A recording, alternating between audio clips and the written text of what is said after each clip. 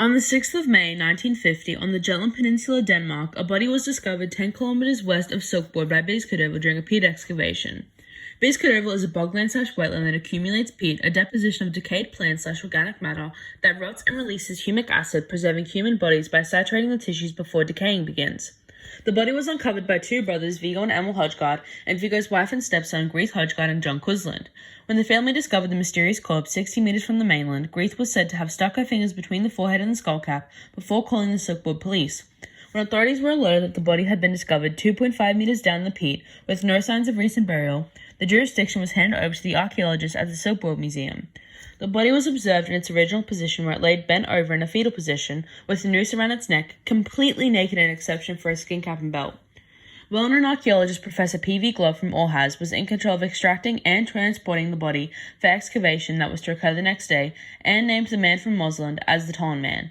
When excavating the body to start the official analysis, they had to remove the corpse with as little amount of distortion to the evidence as possible, as the significance of this historic discovery was on the line.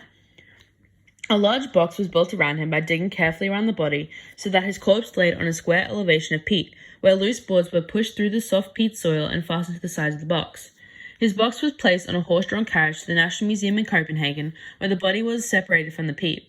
It was conservator Nud Thorvaldsen, who had previously excavated 3 bogs in Borsman, that oversaw the excavation process. On the right portion of the Tollund Man's face, which had been turned downwards into the peat, the skin was well preserved, but the body itself had shrunk to the extent that the skin lay in folds. Measurements showed that he was 161 centimeters tall in the time of the excavation, but he would have shrunk as the dehydration after the excavation can cause shrinkage. Arms and hands were almost skeletal and partially damaged because of the peat digging in the bog. Only feet and one finger were completely undamaged. His head, heart, lungs, and liver were all preserved, as well as his stomach, which allowed the contents to be analyzed. After the excavation and photo documentation of the Tollund Man at the National Museum, he was taken to Biskudderval Hospital on the 31st of May, where Dr. Med Bashop and Dr. Med Bimvel Vimtrump subjected the body to several medical examinations, which included x-rays and autopsy, fingerprint examination, CT scan, and carbon-14 dating. It was examined that the Tollund Man lived during the early Iron Age, approximately between 400 and 200 BC. The C14 process, which can date organic material, revealed that he is between 2,400 and 2,200 years old. A significant number of excavations have shown that most of the Jutland was populated during the early Iron Age. To honor a spring/fertility goddess, many bodies were violently slaughtered in ritual killings. The Iron Age people saw bogs as portals to the spiritual realm. Glob and other scholars concluded that the Tollund Man was a prize sacrifice offered to a god or gods to ensure a plentiful harvest, as it was a common occurrence during the Iron Age. The Tollund Man is now exhibited in Silkeborg Museum in Denmark, which had decided to recreate the body so that the preserved head is now on display alongside a body reconstruction. It provides a much better idea of how he appeared when he was discovered. This was done in a process of putting his head in alcohol, then solvent toluene, then replaced with liquid paraffin, so liquid inside the cells would displace the bog water, where it was then soaked in molten beeswax, preserving the head perfectly. The Tollund Man was discovered completely nude aside from a pointed sheepskin and woolskin cap, with a hide thong beneath his chin and a smooth hide belt around his waist. In addition, a plaited animal hide noose was tied around his neck and trailed down his back. The Tollund Man was not found with any artifactual items with his body. However, in the peat surrounding the Tollund Man, 2 peat spades, a wooden walkway, and an iron neck ring, and a small statue was found, identified as the spring goddess. The limited clothing found does not reveal any information about his occupation, status, or why he was found bare, besides the scientific possibility that his clothes may have been decomposed from the humic acids. The noose, iron neck ring, and the statue of the spring goddess shows the ritualistic practices that were prominent in the Iron Age. Roman historian Publius Cornelius Tacitus' recordings from Germania describe how these tribes believe that the boglands are like a gateway to the heavens or portals to the spiritual realm. The statue of the spring goddess and the iron neck ring are symbols of offerings to ensure a plentiful harvest, which connects to the fact that he was killed during early spring, the time for a sacrifice. The goddesses all wear neck rings, like the ropes around the necks of sacrificed bogmen. Doctors estimated that the Tollund Man was 30 to 40 years old when he died, based on his skull and coccyx adhesions, sternum arthritis, and his groin wisdom teeth, indicating that he was an adult. The Tollund Man was in good health except for the occurrence of whipworms, as his organs were intact although slightly flattened. 1/4 of the stomach intestines were retrieved from the digestive tract. His last meal was porridge made from bog water, barley, wheat, and flax, and wild seeds.